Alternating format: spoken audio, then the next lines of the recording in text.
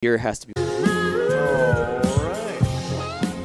And that was Stephanie Unch with her song Brand New. It is Free Beer Fridays here at the Discover Denton Welcome Center. We are coming at you live on DentonRadio.com with the folks from Lakewood Brewing.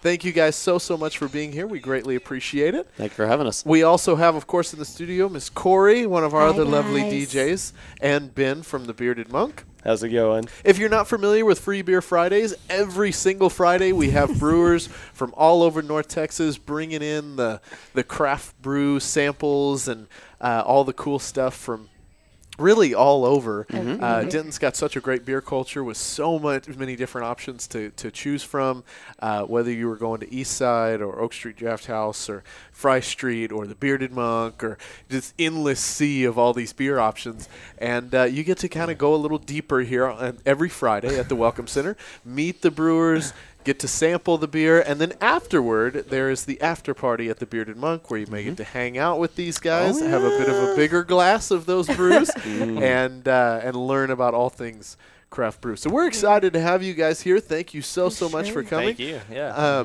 Corey is filling in today for Robin, for those of you that are wondering.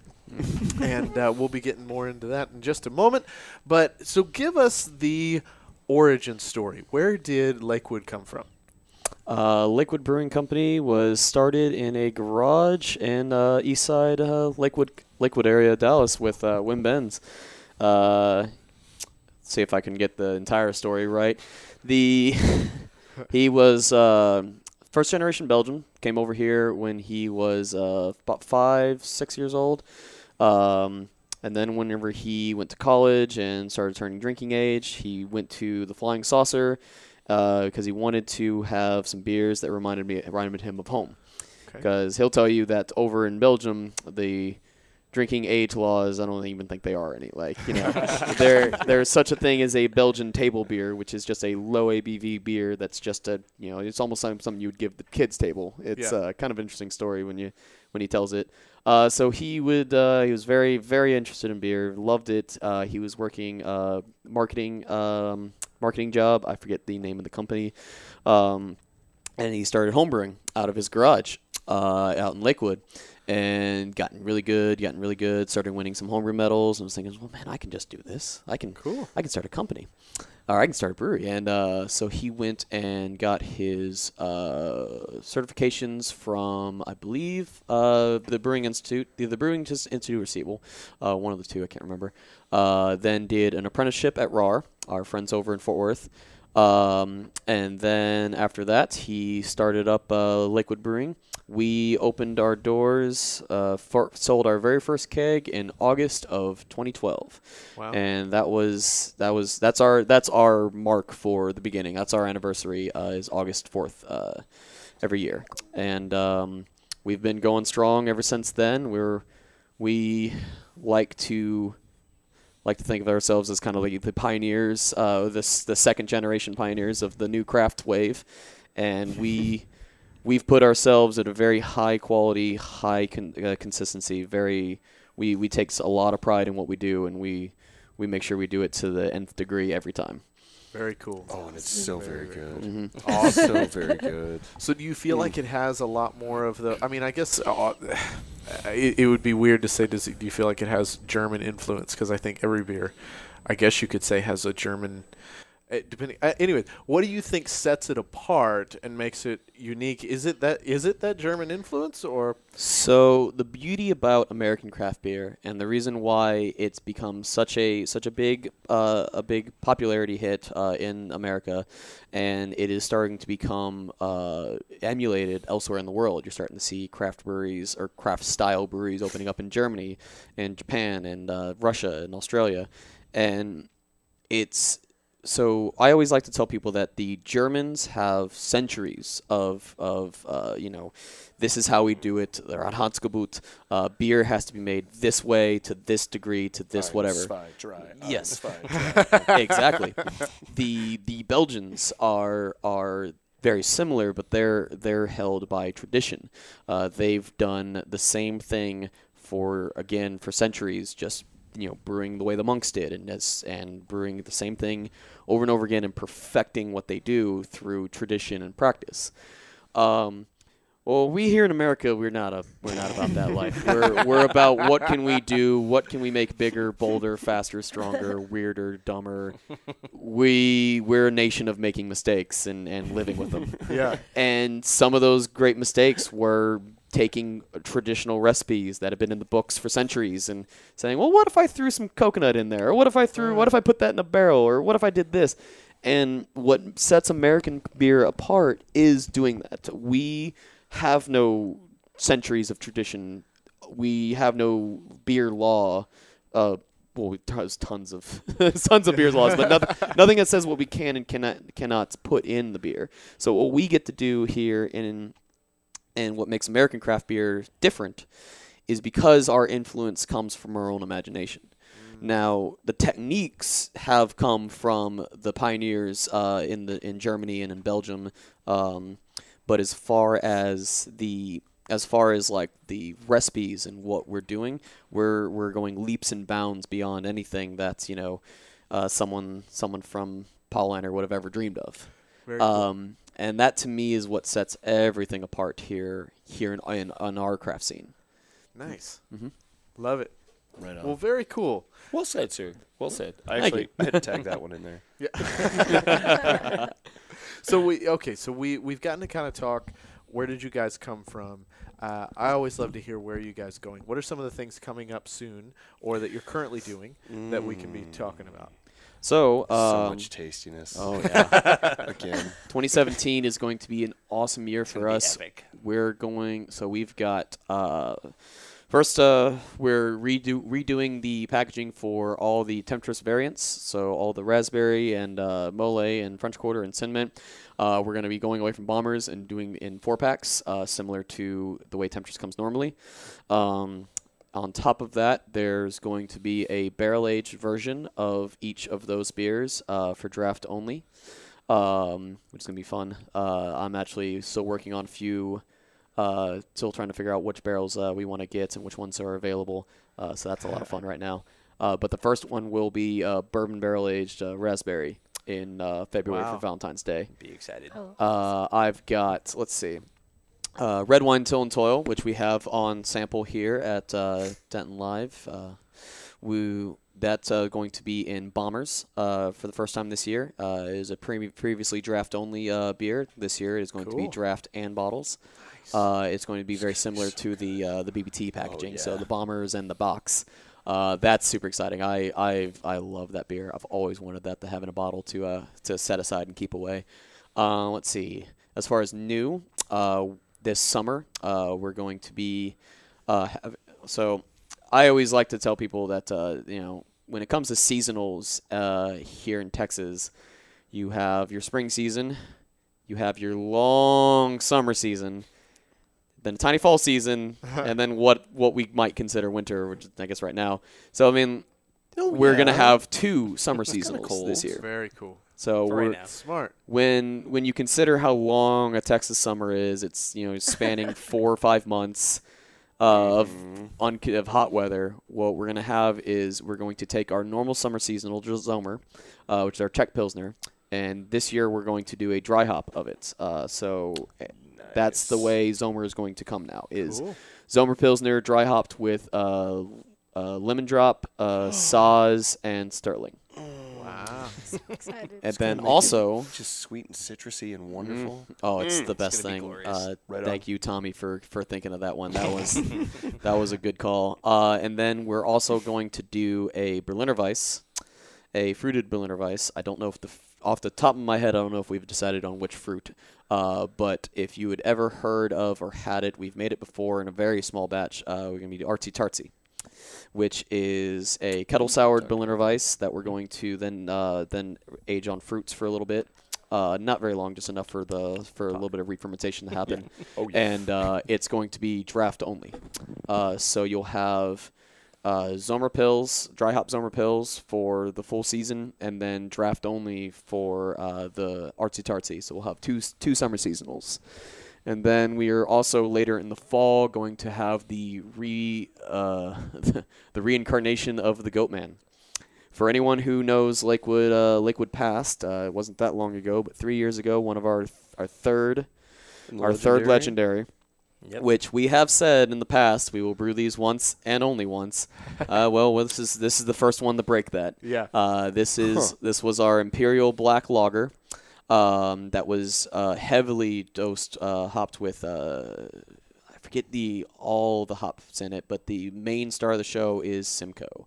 So Simcoe will give you that dark, dank, resiny, like very, very piney character. And so what you get is kind of like a Schwarzbier or a Cascadian ale, but with the lager yeast. So you get this really roasty, dark lager that is just heavily dry hopped with Simcoe to give it this kind of like piney, pine coney, resiny character. And the play between the two are fantastic. I'm a big fan of black IPAs, and this is essentially a Cascadian dark ale, dry hopped with Simcoe, fermented with a lager yeast. Wow. It's fantastic. Let's see, new. I don't think I can say just yet what our this year's anniversary is. I apologize. We're working on it currently, but we are. I don't even know yet. So I unfortunately I do, but I can't say. We'll talk later. Oh yeah. But we've got part one of our new little legendary series we're doing. It's still the same legendary series, but doing kind of like a 3-parter. Thread Spinner was the first one, which was the bourbon barrel aged barley wine. Thanks to everyone over at Witherspoon for getting us some of their bourbon barrels to age it in. Fantastic barrels. That was number 1. Number 2 is currently in barrels right now. We got fresh Chardonnay barrels, and a wheat wine is sitting in that currently. Wow. So it's going to be a Chardonnay barrel-aged wheat wine. And I've actually, we made a little bit more than our barrel than we had in casks. So I've actually got a couple other barrels, little private barrels sitting in the back that you might see later as well. Ooh. Look for Party at your place. That's right. yeah, look for some parties like our Halloween party. We usually pull out a bunch of stuff like that, and our anniversary we usually pull a bunch of stuff of weird stuff. So I've got some barrels sitting back that I'm gonna play with. It's a good thing overproducing. Let's see. And then the third one, which will be second one is gonna be Grand Allowance, which is going to be. Do you know when that's? It should be. The second run is going to be spring, isn't it? Yeah, I believe it's spring. I think it's. It's in barrels March. currently. I think it's March. Middle of March is when it's released. And then after that, we are going to get our hands on some rye barrels, some rye whiskey barrels, and we are going to do a rye wine. Wow. Which I've been doing this for a while. I can't off the top of my head think of a commercial example of a rye wine. I mean, there's lots of rye beers around, but as far as we're trying to go for like a 11 to 12% rye wine, so predominant rye in the grist, and then maybe a little bit of 2-row to kind of bring it all up. And some of the test batches that we've had right now is turned out really nice and spicy. Got that rye character, so the rye barrel is going to be a very, very nice touch on that. Cool. Awesome. Is there anything I missed that you know of? That I can't You got remember? more than I even knew of. Man, that was a really good rundown. That was a really So thorough 2017 is going to be an awesome year for Yes, Lakewood. it is. It's going to be a lot of good beer. Well, we're talking about a major shift in some of what you guys are putting out. This is going to be absolutely crazy. Totally. Absolutely crazy. Well, the whole thing with like the temperature variance going from a bomber to a 4-pack, it's going to be more conducive for the consumer too. You have a 4-pack of limited beer, you can open one and you still have 3 left over. You Right. can gift one, you can give one away, you can age one, and you can open one right now. That's your 4 beers. I used to joke around that it's not feasible, but whenever we did raspberry, we would do the little thing where it's like the Valentine's gift tag. I was like, why don't we just make a 2-pack? That was like the shareable 2-pack, the one for her and one for her. That's cool. Yeah. I don't think it's packaging feasible. Like it doesn't sit on a shelf. I was like, it just doesn't work. But I was like, that'd be nifty. There's one other beer I almost forgot. We are working. So you reminded me of variants. We are working on another Temptress variant right now. The 5th of the year. Yes. That's something I'm that excited about this one so much. I'm working on right now. That's one of my projects. Can't say exactly what it is, but yes, that is another Temptress variant. You gotta wait, guys. I gotta wait. I'm sorry. Gotta wait. We can't say everything, but Christmas there teaser. you. Your face. I will say this: you've had it before in past. It has been something we've done in the past. So. He's like, Super what is limited it? brewery only. So wait, so like how far in the past? Like if I were to sniff Ben's beard, would I still be able to? no. Unfortunately, if I said that, would actually give it away. Cool. Well, guys, thank you so much. Corey, as Robin's fill-in, what Hi, questions do you guys. have for these guys tonight? Well, I was reading y'all's the story on the website, and it was saying how y'all were pretty recent, and I was just trying to figure out how awesome is that to get this much positive feedback to be such a new, I guess, brewery. And Yes. It's the most rewarding thing that I could even ever imagine that I would ever had to.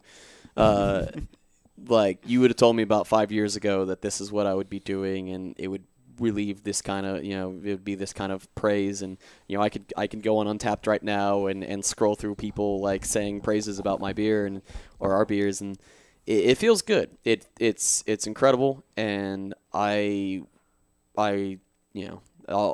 work hard every day to make sure that our quality is up to every bit of snuff that we've now become known for. Right on. And there's no reason to ever relax on that, and that's where the tough part of it becomes in, because that's a lot of work, but it's that much more rewarding when we're going on 5 years in and there's no sign of stopping. Yeah. It's only getting bigger and bigger, Yeah. too, yeah. And if it wasn't for Lakewood, too, I mean, I've come from a retail industry too, and if it wasn't for Lakewood, I wouldn't be here right now. I wouldn't have met Justin, wouldn't have met Ben, I wouldn't be here at all too. So, from going from a startup brewery local too, which is hard enough in of itself, to get to where we are now, and not only just survive, but to be excelling where we are too, is awesome. Heck yeah. And So, the beautiful part about this industry is we're all friends. Everyone, we're competing for that shelf space and for that tap handle, but we're all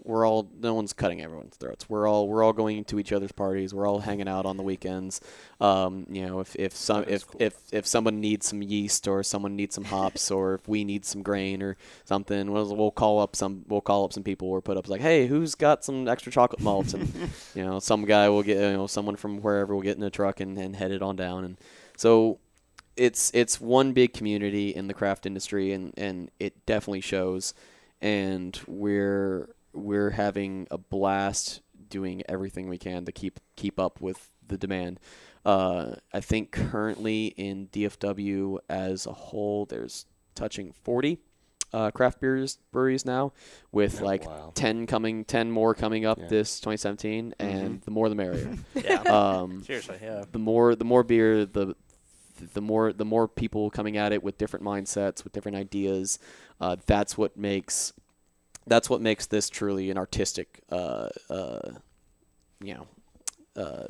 process. Right on. It's the perfect blend of culinary arts and biochemistry.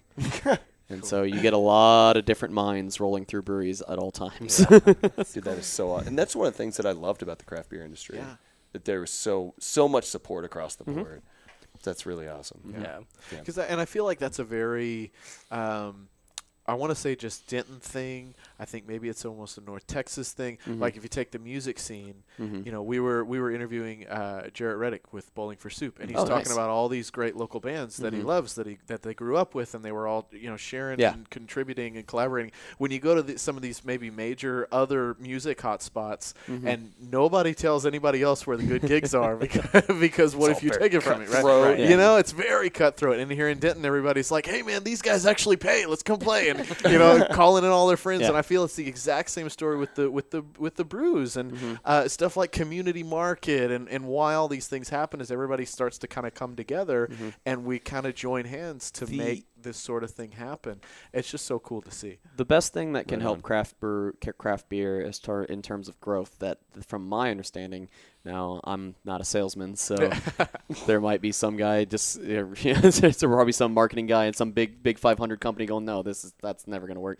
But from my understanding and from we are a industry built on ideas and artistic merit of like different coming at things at different angles, but we still have to do it from a very traditional sense, like I talked about earlier. And what that means is, the more educated a customer is, the better understanding they have of the product, of what's going on, of not just the company but the industry in general, the better appreciation that they can have for the industry in total. And then that person can be a beacon of light to get their friend in, and then their friend in, and then their friend in. And for each person that now understands what craft beer means and is, whether they're buying my beer or someone else's beer, they're still buying a craft beer that gets it that much closer to then trying my beer or trying someone else's beer, and then having a friend introduce them. So even if they're not like just buying Temptress or just buying lager, if they're buying that and they're buying others and then they're introducing it to others, and the more we grow as a craft beer community populace, then the more mouths we have to then buy our beer. It's an education thing for me. Yeah. Where right now I think the big three still have, I can't remember the percentage off the top of my head, but it's still the mass majority percentage of beer I think sales. in Texas, we're still at 95%. He's talking about don't Big tell me Three that. being Right. Bud Miller Bud Coors. Miller Coors. Right. Yeah. And so of that 95%, if you're talking about the craft boom that we know it, that's 5% of beer sales. Right. Of everything. And so for them, it's about loyalty. Right. My dad drank Budweiser, so I'm going to drink Budweiser. Right. My grandpa drank Pearl, I'm going to drink Pearl. For them, it's more of a loyalty thing. For craft, it's not about loyalty. I want people to love my brewery, but I want people to love my brewery for the variety and the quality that we give you, not just I bought this beer because my dad bought it. Right. Yeah. You want to love it for the beer, not for yeah. the packaging or for the people. Like, And through education of consumer, you get that and more. Yeah. And if that percentage grows and grows and grows from 5% to 6 to 7 to 8, then that to me is a win. Yeah, sorry, I had a train of thought and I lost it. That to me is a win, where if we can grow that percentage, that to me is my goal as a brewer, or even as a salesman, is to make sure that our taps continue to flow and more people continue to choose those taps. Right on. Brilliant. Yeah. Yeah, and now we're way over time, but forget it. We're going to keep going. No. It's because it's a really good interview. So No, sorry. I have been on the ramble. No. And I want to hear from Ben soon too. But I want to tack on what you said. I was hearing this story a while back, and I think it's so telling of what you're saying. Is there was a really high-end coffee shop over in Europe, and it's called Proofrock. And you know the little punch card, like come to my place 10 times and you'll get like a free cup of coffee or whatever. He created a punch card where if you went to all 10 of his competitors and tried a different coffee, then he would give you a free cup of coffee. And so everybody was like, "What are you doing? Yeah. Man? What are you doing?"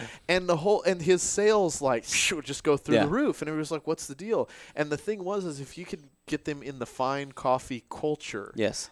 then they were going to come back. Yeah. You Right know, on. there's no like scarcity model where if you try that craft beer, you're not going to try. We want them to love the whole craft beer thing. Right and how on. many people have you guys met that said, "I don't really like beer," and then they tried a craft beer and went, "I freaking love beer." I still You know? get that Wait to a this day with second. Temptress is honestly our biggest converter. It's not like it's alcohol is the easy drinker and lager is the easy drinker, but Temptress converts people constantly because people think it's like, oh, I don't dark beer. When people think of dark beer, they think of like aggressive or overly hopped or whatever. Right. Whereas Temptress is this nice little kind of sweet, almost candy-like Milky. beer. Yeah. And milky, creamy, chocolatey. And so you give someone that, it's like, oh, beer. What is? Then mind blown. Like, I was expecting like bitter and blah blah. It's like no. But it's not though. Like, and going like being at Bearded Monk all the time too. Like as a sales rep, I mean, you know better than most people. Like I'll run into other brewery reps too, and it's more like we're just hanging out and talking. You know, it's not like, oh, you're here, I'll come back later. No, never. Like we all love each other too. Like we hang out, we talk to each other, we have like, you know, our Facebook pages and whatnot, you know, and we nerd out over beer, like with each other. Yeah, we buddy. trade beers with each other. Like, there's no animosity. It's not like, Never. oh, you sold beer to this account, I'm not going to go in there for a while. Then, like, it's we love each other, and that's the main reason is because of that too. It's because we have a passion for beer, not we don't have a passion for just our own beer. It's We like all to the kinda good share beer the wealth. everywhere, Yeah. right? Right. Yeah. Yeah, there's not one brewery that makes one good beer, and that's it. Every brewery makes a good beer. So Well, Ben, so I want to hear from you. You've known these guys longer than either of us. What's a question you'd like to ask? Oh, geez, I don't know. I think probably the question on everybody's minds coming up is, so what's with BBT for this year? it's not happening. No. Oh, no, it's gone. Sorry, guys. Surprise. We're not doing that anymore So the now. bourbon barrel-aged Temptress, Yes. right? Yes. There's a party coming up. I want to Yes. hear, for myself, I want to hear about that. Yeah. For So sure. there's a party. You probably know more than I do. Yes. Justin, but, Saturday. So There's tomorrow at Lakewood Brewing Company, Yeah. Saturday the 10th, we are going to be hosting a BBT party.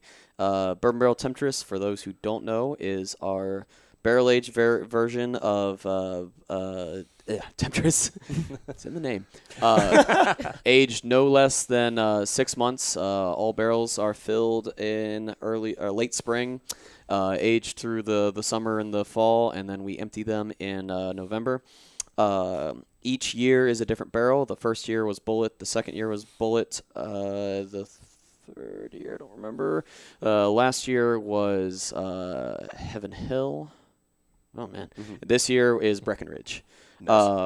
So tomorrow, doors open, or tickets are available still. If you go to our website or our Facebook, I'm sure you can scroll through and find it. It's on the Kindle and all that. I don't know the exact. This is why they keep me in the back. But there are some, I believe, that will be available on site. there are some available, I think, on site. I think the glass There's- tickets are sold out. Yeah, the but glass. there- Okay. There are still tickets that are available to get in. You might not get a glass necessarily, but you still get 3 Yes. samples or 3 pours with each ticket. So there were Cool. there were glass So- tickets and non-glass tickets. So if you just wanted to come and have some Bourbon Barrel Temptress but didn't care about the glass, then you can come in and do that. But then if you wanted the glass, well, I guess that's too bad now. Sorry. Yeah. You are just now if you've making this decision now, it's the day before, the night before, so you don't feel But for too $20, bad. if you get to come in, you get 3 free samples, and this is of BBT this year and We're other gonna beers. have Brandy Barrel Temptress. Yeah, beers that aren't available. Wild on Brandy Barrel Animal, yet. Brett Lager with peaches, Thai Basil Lime, Brett Zomer. I think it's the Thai Basil Lime. This we're is putting like the emoji of a smiley face in a beer, right? on. And yeah, so from I think doors. So what we're doing is the tap room is gonna be open normal hours. So it's gonna be open at 12, and then we're going to close at 3. Give just enough time for people to go get a bite to eat, and then we're going to clean up, get ready. At 4:15-ish or so, we're going to start letting people back in so they can get out of the cold. And then we're going to have 5 different stations all around the brewery that have BBT on them. So you by can the way, fantastic brewery. Wonderful brewery to go wander around in. Oh, yeah. Yeah. No, Okay, sorry. Great facility. Absolutely. And so we're going to have the beer garden out back with bands. We're going to have the interior and the cellar, and then the bar itself. All stations with BBT, so there'll be like 5 places to get a glass. So when you come in, you can separate yourself into the line that you so wish to be in. So it won't miss It out on won't be. BBT It won't. Yeah, it won't be amongst one big everything. giant line out the door. We'll let everyone in out of the cold, and then they can pick which line they want to be in. And then at 5, we will start pouring BBT. And that's the plan as I have been told. Nice. Nice. And yeah, this year's has been amazing. Really, really rich toffee notes. Very kind of like a toasted sugar kind of thing going on, almost creme brulee-esque. Oh, so I good. cannot wait to try it. And Cannot then wait. Preach. bottles It's gonna be good. and Preach. draft will be available Monday. Monday, yes. Monday. Monday they'll be released, and then bottles and draft Sweet. will be delivered either that day or the week after. So next week, be on the lookout for bottles and draft. Yeah. Awesome. Bearded Monk will have some. We will party with it for Yes. sure. Yeah. Sweet. I remember the first year that we did it in bottles in 2013. I was delivering at the time, and I remember driving around town with these cases of Bourbon Barrel Temptress to all the stops. And over the course of the day, I noticed I had developed a tail. People were following me in the truck from stop to stop to stop. For a second, I thought you meant like a literal tail. Yeah. Where's this going? And when I would go out and I would deliver the bourbon, they would ask me, "It's like, you delivering BBT?" It's like, "Yes, I am." And they would scurry inside, wait for me to do all the paperwork and get the check, and then they would buy their bottle and then hopefully get back outside by the time I was leaving and then follow me to the next door. And so It's a good beer. what that means Good is beer. those bottles go fast. First world Yeah. problems. Well, one last thing I want to make sure we touch on, and we were talking about this before we got started. You guys are very generously doing a fundraiser for one of your yes. employees, and we wanted to make sure we got to highlight that real quick before we wrap this up. Yeah, definitely. So one of our sales reps actually out of Tarrant County, she works out of Fort Worth. Her name's Erica. She is one of the OG sales reps that we have. Oh, wow. We have Greta, who was the initial sales rep, who is now our sales manager. Greta was the next Erica was the next person that got hired just after her. Anyone who's ever met her, which she's worked up in Denton before, and Fort Worth and that whole area, she is, anyone who knows her loves her to death. She's wonderful. Absolutely wonderful. She has unfortunately been going through some health issues. She's been diagnosed with cancer, and she is the strongest person. She is stronger right now than I am on a good day. So, I mean, I'm pretty weak as it is, but so So a lot of the crew at the brewery, if you can see, right, we've shaved our heads in honor of raising some money. All taps on Sunday and Monday. I think $1 from every pint sold goes directly to Erica's medical funds. We are, we're behind her. She's strong as hell, and we're gonna make sure that we fight through this with her. So if you come out to Lakewood on Sunday and Monday, you're giving a little bit back to her. There's like a GoFundMe, I believe. Do you know? there is a GoFundMe. If you look on Lakewood's Facebook page, there's a Venmo that you can donate directly to her. Cool. And again, like, she didn't ask for any of this, but this is something that why we love working for Lakewood is that they take care of their own people, and especially because Erica is so awesome. Also, at the BBT release tomorrow at the brewery, there will be some pens that are being sold that are actually made out of the barrels that this year's BBT was aged in. Wow. So there will be pens that are being sold, and $10 from each pen sale will go directly to her too. Very cool. But yeah, I saw them yesterday. they're freaking awesome. I wish my actual office at home was actually up to snuff to the quality of the pen. It's more just a computer desk. But please go to the Lakewood Facebook page and look up that if you're willing and able to come to the brewery and just buy a pint on Sunday, Monday, any Sunday and Monday through February, and then also. If you're able to donate directly to her through her Venmo, please do, because she is a glorious person and worthy of more than all of this. So I think I found the link too, so I'll stick that over on the video. Awesome. Thank you. Awesome. Yeah. Please. Thank you. All right. Well, I think that does it for our interview. Guys, thank you so much for coming by. We greatly, greatly appreciate it. We are going to have beer samples rolling right after this, so get down to the Discover Denton Welcome Center. We have an added bonus. We have an O2 bar set up in the back as well. This is the place to be. And then, of course, right after, hop on over to the Bearded Monk, and you'll get to have an even bigger glass than the one that we'll give you here because it's quite tiny. But we're going to jump back into the music. This is Jesse Fry's 1 in a Million.